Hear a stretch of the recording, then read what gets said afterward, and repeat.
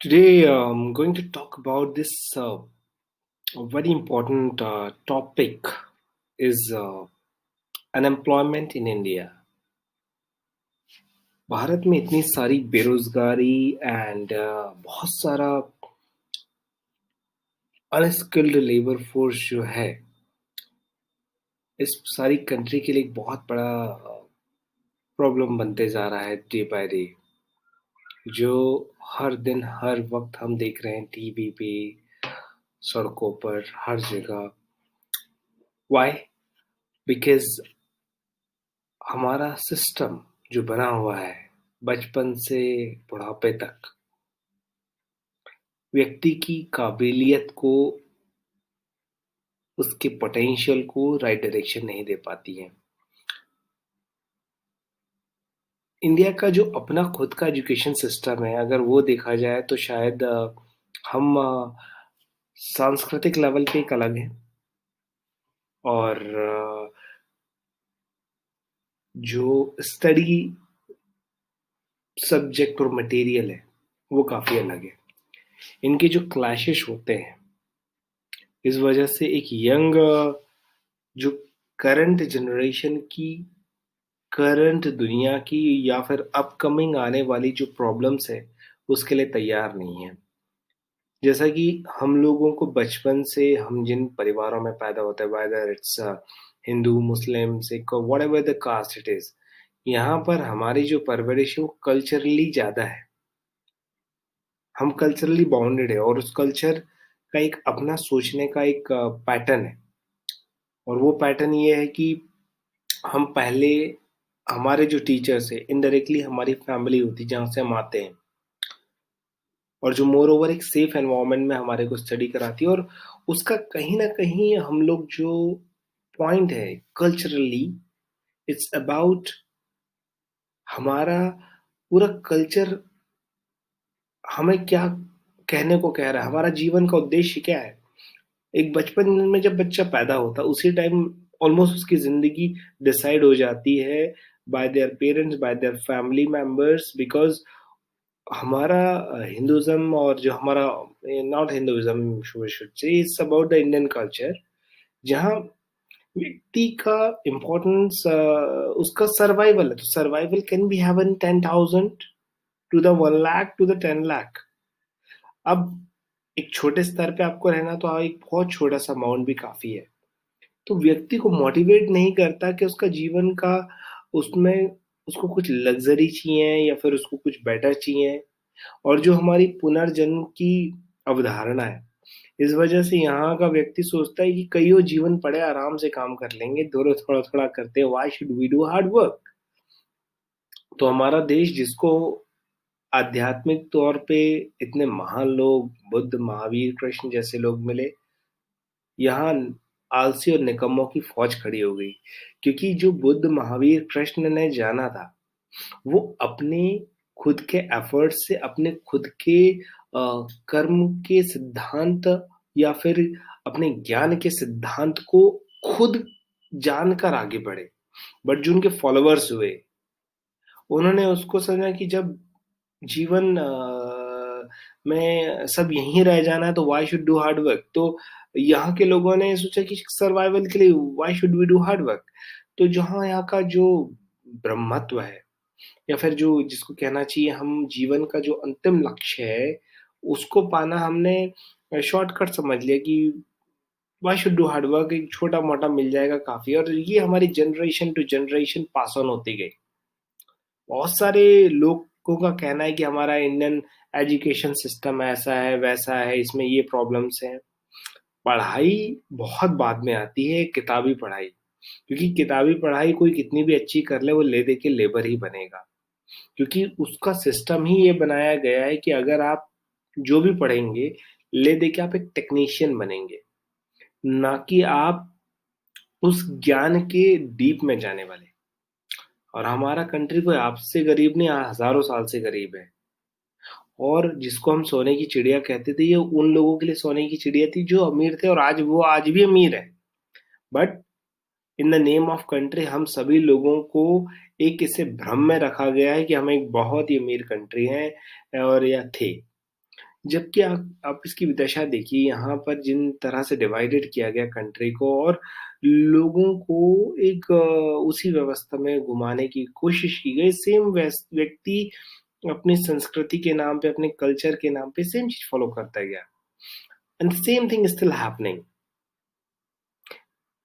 Person चाहे वो किसी भी प्रोफेशन में काम कर रहा हो, उसका ओनली पॉइंट इज सर्वाइवल।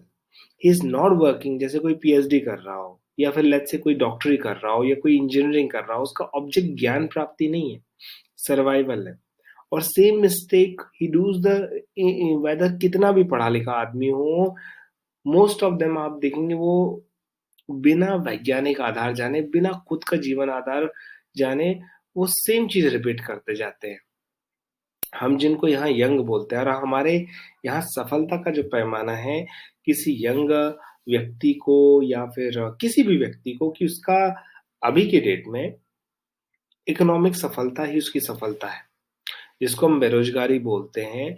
रोजगार मतलब काम, काम कौन सा काम ये नहीं बताया गया, यानी कि हमने जो पूरी डिफाइन की गई है अनएम्प्लॉयमेंट वाली अवधारणा, उसका आधार है कि अगर आप पैसे नहीं कमाते तो आप बेरोजगार हैं। तो क्या जो बहुत ज्यादा पैसे कमाते थे वो रोजगार मीन्स रोजगार के दाता। अब उसमें ये नहीं देखा जाता कि वो रोजगार कमाने के लिए कौन से साधन यूज करता है। प्रोस्टिट्यूशन भी एक रोजगार है, आपका गड्ढा खोदना भी एक रोजगार है। जो काम मनुष्य की अ, गरिमा के खिलाफ है, आदमी वही काम कर रहा है, क्योंकि व्यक्ति ने जब अपनी जीवन को पैसे कमाने के आसपास ही रोक लेता है, तो वो डेफिनेटली अपने आप की जो काबिलियत है उसको सिर्फ पैसों से बांध लेता है। हमारा देश जो दुनिया का सबसे यंग कंट्री कहा जाता है, average population 27 year, more than 50% population are under 35 age group. But क्या हम वाकई यंग हैं? क्या यंग शारीरिक तौर पे अवधारणा को कहना चाहिए? शायद नहीं। यंग एक ऐसी स्टेट है जिसमें व्यक्ति अ, जीवन की तमाम दिक्कतों से, तमाम परेशानियों से रूबरू होने के लिए उससे दो हाथ करने को रेडी है।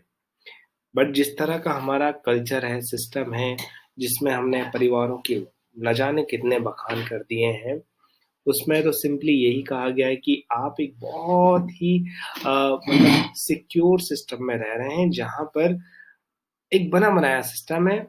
आपको इतना इनकम करनी है, आपको अच्छी जॉब ले लेनी है, जैसे छोटे जगह का या कोई एक बने बनाया सरकारी फैमिली का बच्चा होगा, तो उसको यह है कि आप गवर्नमेंट जॉब लीजिए, अच्छा आईएएस आईपीएस बनिए और आपका जीवन secure. What did these guys do? Everyone knows. Most of these people to live, bribe लेना, यानी कि जो काम आपको जिम्मेदारी के लिए मिला है, व्हाट यू डू इज आप उसके नाम पर उस पद का दुरुपयोग करते हैं। सैलरी होगी उनकी 50,000 पर मंथ, पर उनकी प्रॉपर्टी होगी 500 करोड़ की। How it is possible? तो दिस इज कॉल्ड द रोजगार की सफलता। इसीलिए व्यक्ति यहाँ पर एक गवर्नमेंट जॉब के पीछे भाग रहा है। सेम वे एक प्राइवेट जॉब में, प्राइवेट जॉब में चाहे वो गवर्नमेंट, सॉरी किसी भी टाइप का बड़ा प्रोफाइल हो, चाहे वो किसी एमएनसी में हो, कुछ हो, वहाँ मोस्ट ऑफ द काम आप देखिए, जहाँ जहाँ एमएनसी कल्चर आ चुका हमारी कंट्री में, स्पेशली दिल्ली, मुंबई, पुणे जैसी बड़ी सिटीज में, जहाँ मोस्टली पॉपुलेशन एक बने बनाए पैटर्न में as a call centre culture में काम करती है। आईटी कंपनियों की बात किया जाए तो बने बनाए एक प्लेटफॉर्म पे काम करती है। हम अगर अच्छे से बहुत बारीकी से गौर करें तो हम पूरा एक लेबर प्रोड्यूसिंग कंट्री है, एक ऐसी लेबर प्रोड्यूसिंग कंट्री जहाँ कोई दिमाग लगाना ही नहीं चाहता। छोटे मोटे स्टार्टअप्स होते हैं, बंदे, अगर आप आईआईटी का स्केल देखिए from last couple of years, यहाँ जो आईआईटी के बंदे हैं, उन्हें टेक्नोलॉजी इंस्टीट्यूट में जाने के बाद वो उनके स्टार्टअप होते हैं किस चीज के, like not technology startup, they are startup belongs to like a business. Better is they should not waste their that particular seat, क्योंकि आप दुनिया की सबसे बेहतरीन इंस्टीट्यूट जो इंडिया का सबसे एक बेहतरीन है, वहाँ आप टेक्नोलॉजी ग्रो कीजिए, टेक्नोलॉजी को विकसित करने की दिशा में काम कीजिए, रादर देन आप भी उस प्रोफाइल पर जाने के बावजूद फिर वही repetition of the business you are doing. However मुझे लगता है कि जो यंग जनरेशन है, जो यंग यूथ है, उसको दुनिया में इतनी सारी अपॉर्चुनिटी, अब तो काफ़ी ज़्यादा अपॉर्चुनिटीज़ है। आज अमेरिका पिछले 300 सालों में दुनिया की सबसे बेहतरीन कंट्री बना है। क्यों? क्योंकि वहाँ के यंग ने ठान लिया कि हम दुनिया की तमाम दिक्कतों का सामना करेंगे, चैलेंजेस का सामना करेंगे। हमने एक सुई का तक आविष्कार नहीं किया, जबकि हमारे देश में वन ऑफ द बिगेस्ट समस्याएँ थी, फिर भी नहीं। आज यूएस, यूके और यूरोप, इन सब कंट्रियों के पास, अगर आप अच्छे से देखिए, इनकी जलवायु की समस्याएँ हैं, पचासों समस्याएँ, पर फिर भी इन्होंने दुनिया के सबसे बेहतरीन आविष्कार किए। वहाँ कोई बच्चा चाँद के बारे में सोच रहा है कि वहाँ घर कैसे बनाएँगे। आज कोई सोच रहा है कि हमारे को आने वाले टाइम में इतनी सारी पॉपुलेशन को रहने के लिए क्या साधन होंगे, और हमारे कंट्री का बंदा क्या सोच रहा है आप सबके सामने है। They are not able to even think beyond their survival. यहाँ एक अच्छे-अच्छे कॉलेजेस से अगर रिसर्च के बच्चे भी, what they are doing is they are simply trying to get the survival money. Why? कि उनको कुछ सैलरी फिक्स मिल जाएगी, similar way in the government job, similar way in the in any kind of a jobs. The people wanted a complete safe environments. ये वो थके हारे बूढ़े लोग हैं जो सिर्फ बॉडी से यंग है, मन से पूरी तरह से बूढ़े। आज बूढ़ा आदमी ज्यादा काम कर रहा है, इसका खुद एग्जाम्पल हमारे प्रधानमंत्री हैं। और यंग आदमी, आप देख सकते हैं, जिनकी ज़रूरत देश को है, जिनकी ज़रूरत आपके समाज को है, परिवार को है, उसका वजह क्या है? हमारी परवरिश। माँ-बाप जो परवरिश करते हैं, आई थिंक मुझे लगता है शायद पहले की परवरिश कुछ काफ़ी ज़्यादा अच्छी थी, जहाँ एक गाँव में रहने वाली अ, एक फैमिली को आप देखिए, जिसमें छोटी-सी 3 साल की बच्ची को भी उसके माँ-बाप बिना किसी परवाह की खुद घर का मैनेज करना, खाना बनाना, और दोपहर में अपने फादर के लिए टिफ़िन खेत भी ले जाती थी। आजकल की 15 साल की, 20 साल की, इनफैक्ट 30-30 साल के लड़के-लड़कियाँ माँ-बाप पे आश्रित हैं। उनके मम्मी-पापा ही उनको पाल रहे हैं। हम लोग अपने बच्चों को बड़ा होने ही नहीं देते हैं। ये जनरेशन सिक्योरिटी की उस अहम लिमिट तक चली गई है, जहाँ बच्चों को प्रॉपर सिक्योर ऑर्डर में पालने की कोशिश की जा रही, रादर देन उन्हें जीवन के संघर्षों से, जीवन की परेशानियों से, कठिनाइयों से टकराने का मौका। एक सही परवरिश ना होने की वजह से वो ज़रा-ज़रा सी प्रॉब्लम से घबरा जाते हैं। अब हम इंटरव्यू लेते हैं हमारी कंपनियों में, बंदों को 18-20 साल या इवन 25 साल के भी, उनको यही नहीं पता कि आपको कंपनी में टाइम पर आना है, टाइम पर आपको रिस्पॉन्स देना नहीं है, आपको मम्मी-पापा इसी से ऊपर नहीं उठ पाते हैं। People want the salary, people want the benefit of that particular thing, but they do not want to do the effort for that thing. अब बहुत सारी कंपनियों के लोग, आजकल तो एक और नया सिस्टम निकला है कि कोई भी गूगल पे, फेसबुक पे जाके अपने रिव्यूज डालना स्टार्ट कर देता, बजाय इसके कि वो अपने स्किल सुधारे। कंपनियों को और जॉब प्रोवाइडर वाले को ही वो अपना दोष देंगे कि नहीं, ये लोगों की पॉलिसी है वो, वगैरह वगैरह। हम ऐसी यूथ जनरेशन, जब व्यक्ति अपनी काबिलियत इस्तेमाल नहीं करेगा, तो उसके अंदर एक अकर्मण्यता या एक अराजकता पैदा हो जाती है, जिसका मतलब है कि वो चाहेगा कि आप मुझे कराएँगे तो मैं अपने आप को सुधारूँगा नहीं, आप ही गलत हैं। ये एक आलसियों या निकम्मों की फ़ौज खड़े करने की दिशा में पहला कदम होता है। इसी वजह से इतनी ज़्यादा पॉपुलेशन होने के बावजूद भी we are still a consumer economy. हमारे पास इतना बड़ा एक पॉपुलेशन है, इतना बड़ा मैन पावर रिसोर्स है, जहाँ हम दुनिया की सबसे पावरफुल कंट्री बन सकते हैं। हर एक मनुष्य हमारे यहाँ इतना टैलेंटेड हो सकता है।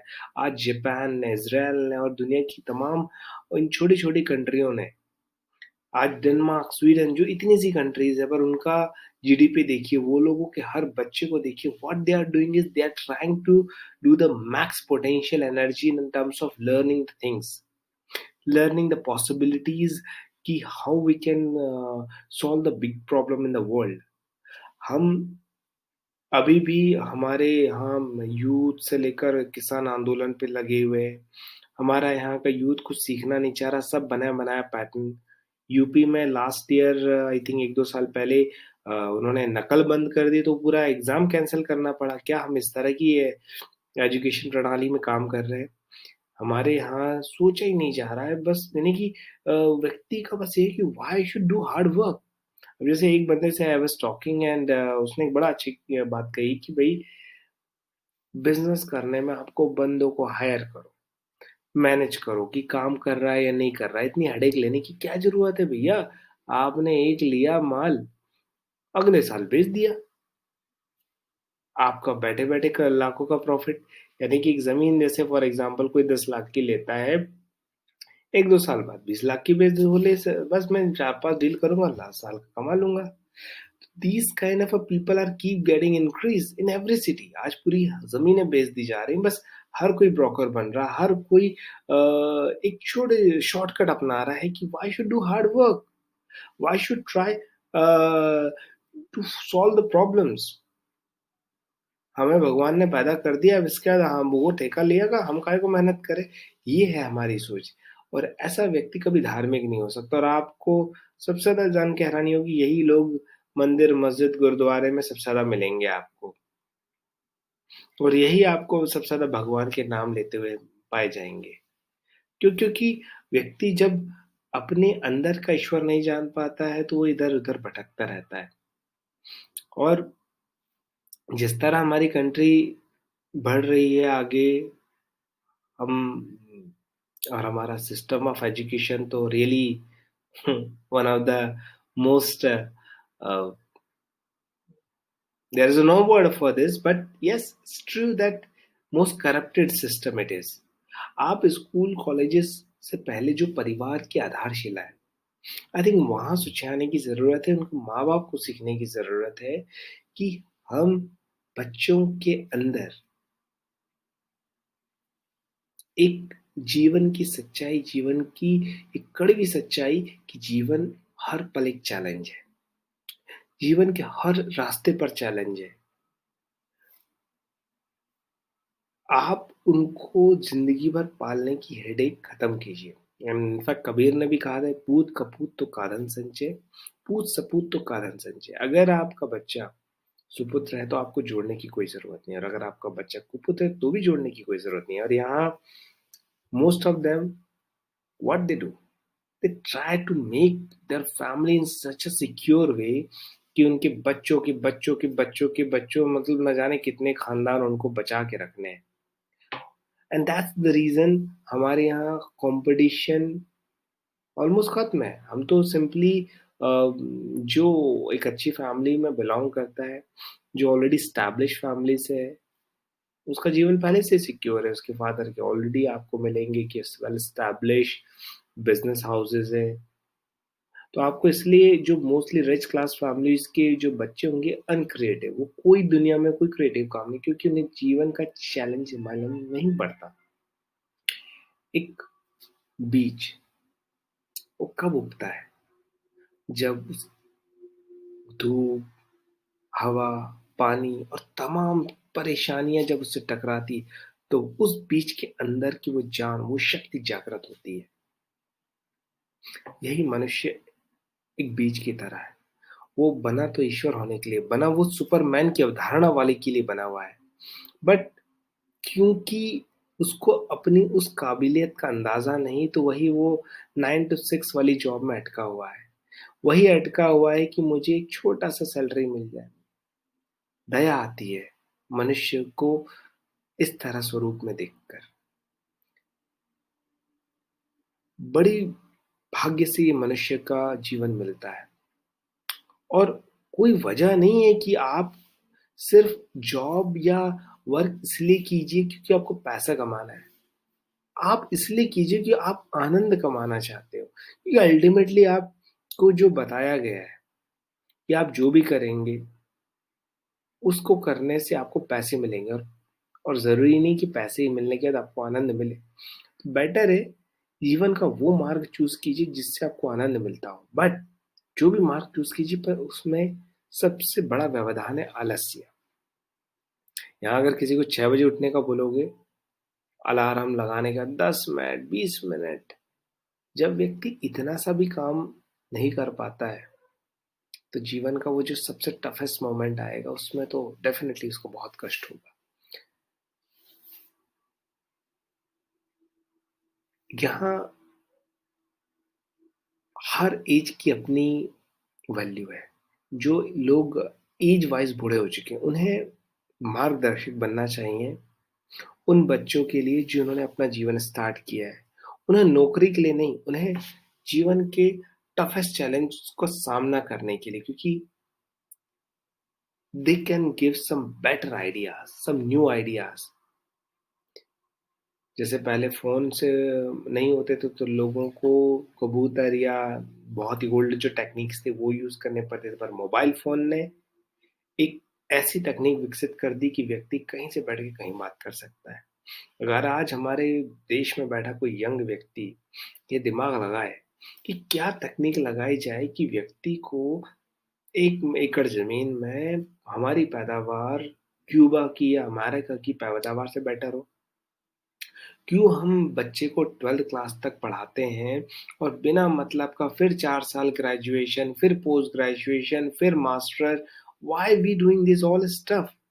And ultimately he fights for just a 10,000 or 50,000 और 1 लाख वाला नौकरी। Why don't we make a platform जिसमें बच्चे को एक ऐसी चीज मिले जिसमें वो जीवन की वो जो महत्वपूर्ण साल है उसमें ही अपने प्रतिभाओं को विकसित कर सके। इनफैक्ट वैज्ञानिक तो यहाँ तक कहते हैं कि शुरू के 5 से 7 सालों में ही हमारा ऑलमोस्ट 50 से ज्यादा प्रतिशत का दिमाग विकसित हो जाता है। तो कहीं न कहीं इस बात को हमें और हमारे पारिवारिक सिस्टम और एजुकेशन सिस्टम को ये समझने की ज़रूरत है कि हम बच्चों के अंदर, चाहे वो किसी भी एज का हो, क्योंकि हमें ज़रूर लगता है कि कोई व्यक्ति 40 साल का हो गया तो बड़ा हो गया, उसका शरीर बड़ा होता है, पर आप मानसिक एज कभी-कभी पाओगे कि वो बहुत कम है। तो हमें हर किसी को ज़रूरत है, हो सकता है कोई लेट स्टार्ट कर रहा हो, कोई बुरा नहीं है। एक स्वामी राम से एक व्यक्ति मिला जो 90 साल की उम्र में, मैंने ये एक जस्ट स्टोरी पढ़ी थी। 90 ईयर की एज में ही started Chinese Chinese which is the one of the toughest language in the world. Swami Ram को किसी ने जब जो उनसे उन्होंने उनसे पूछा कि आप क्या कर रहे हैं, बोले मैं मैंड्रिन सीख रहा हूँ which is a Chinese language. तो उन्होंने हैरानी से सोची कि यार मैं तो 30 साल का हूँ और ये व्यक्ति 90 साल का है, कितना जिएगा, 1 साल, 2 साल, 3 साल। तो उसने पूछा कि आप क्यों सीख रहे हैं, अब तो इतनी एज होगी। बोले कोई बात नहीं, अभी तो मेरी कोई एज क्या हुई है, क्योंकि अगर मैंड्रिन कोई सीखेगा कम से कम 10 साल उसको जीवन लगाना पड़ेगा। तो उन्होंने जो जवाब दिया बहुत सीखने समझने लायक है इस नए यंग लोगों के लिए। बोले ये अभी तो मेरी यंग एज है, अभी तो मैंने जीवन अब पहली बार मैं फ्री हुआ हूँ कुछ सीखने के लिए। अभी तक तो मैं घर परिवार इसमें व्यस्त था, इस वजह से मैं अभी तक जान ही नहीं पाया था कि मेरे जीवन में ये मोमेंट है कुछ आगे बढ़ने का। This is the young person जिसने 90 ईयर की एज में भी वो अपना शुरुआत, उसको लग रहा कोई बात नहीं, या स्टार्ट। अगर हर व्यक्ति इस बात को है कि मुझे कुछ सीखना है, लर्न करना है, there are two ways to learn. One is a technician learning, one is a जीवन की लर्निंग। टेक्नीशियन चीजों पे ज्यादा फोकस मत कीजिए, क्योंकि टेक्नीशियन चीजें आज नहीं कल मशीनें उसकी जगह ले लेंगी। मनुष्य को जो डीप चीजें हैं उस पर विकास ज्यादा करें, उससे वो मनुष्य से मनुष्य जुड़ेगा। क्योंकि आज हो ये रहा है, टेक्नोलॉजी तो अमेरिका ने विकसित कर दी है, पर टेक्नोलॉजी ने लोगों को दूर कर दिया है।